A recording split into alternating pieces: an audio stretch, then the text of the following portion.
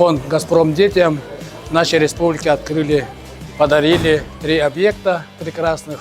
Это в Алдане, Нерюнгеле и сегодня в нашей столице республики Саха-Якутия мы открыли каток с бассейном в микрорайоне Марха.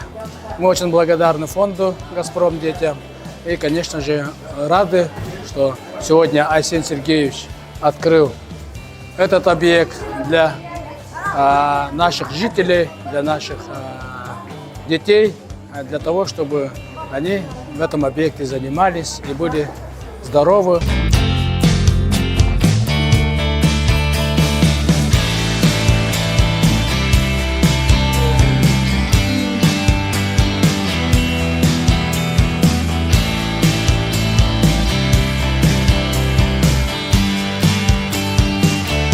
Сегодня праздник спорта, дружбы и мира.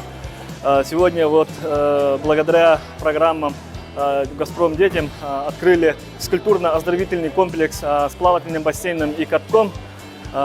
У нас в республике вид плавания очень сильно, динамично, активно развивается с каждым годом.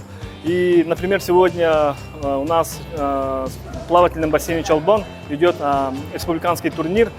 Там из разных уголков нашей республики участвует около 300 спортсменов. Это очень радует, и это для нас рекордная цифра. Физкультурно-оздоровительный комплекс в городе Якутске. Это и каток, и бассейн, и универсальный спортивный зал. И это становится замечательной традицией в Республике Саха открывать такие замечательные объекты. Основная задача, конечно, проекта – это что миллионы мальчишек и девчонок могут заниматься спортом на регулярной основе в шаговой доступности от дома.